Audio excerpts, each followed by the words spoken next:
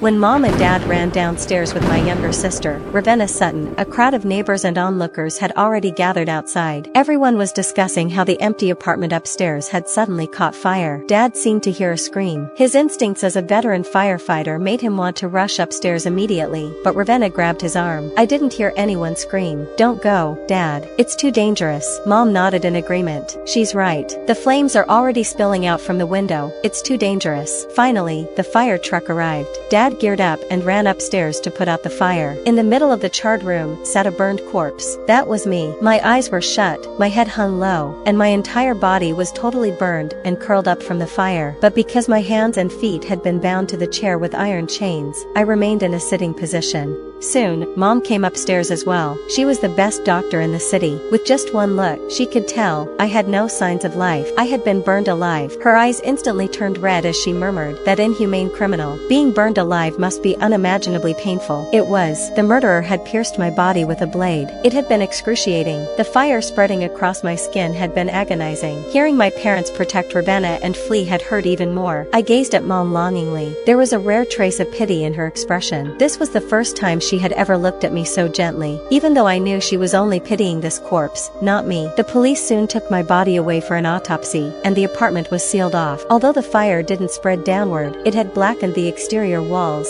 and the fact that a murder had occurred affected the property value of the building. Mom and Dad immediately called my older brother, Leo Sutton, back home, so he could act as their legal representative and sue the landlord upstairs. Leo was a partner in a law firm.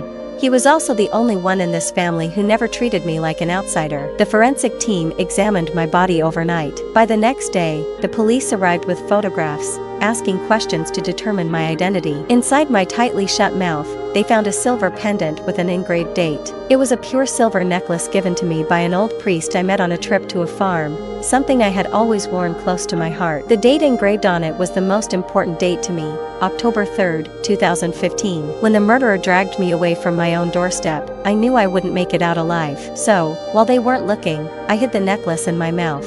That way, Mom and Dad wouldn't lose me completely. They'd be anxious if they couldn't find me, right? That date wasn't actually my birthday. I shared the same birthday with Ravenna, but she once cried and said, "I shouldn't have shared a birthday with Danica. I stole her birthday. I should go back to the orphanage." Seeing her cry, my parents immediately hugged her tightly and scolded me. "You're the older sister. Don't fight over these things with Ravenna. Even though you're our biological child, Raven is the one we've raised for over 10 years. From now on, just treat the day you came home as your birthday." I never understood why I was being blamed when I hadn't done anything, why I couldn't even keep something that was originally mine. But I was happy. At least, I had a birthday of my own. So, that date on the pendant, they had to recognize it. They had to know it was me. I watched them anxiously. They stared at the photo, murmuring the date to themselves, as if trying to remember. After a long while, they shook their heads. "I have no memory of this date." Then the police expressionlessly slid the photo back into their file and stood up to leave. I should have never expected anything. Mom and Dad would never remember anything about me, even though I was their own flesh and blood. By the time I found my way home, Ravenna had already been living there for 18 years. On the first day, Mom and Dad wouldn't even let me through the door. Mom said I was dirty and probably carrying a virus. Dad said I was a scammer. However, the DNA results forced them to admit that I was their biological daughter. An investigation revealed that Ravenna and I had been born in the same hospital and mistakenly switched at birth, but her mother had died in childbirth and no records of her father could be found. Leo tried to comfort me, saying Mom and Dad were just overly suspicious because of their professions, but they still loved me.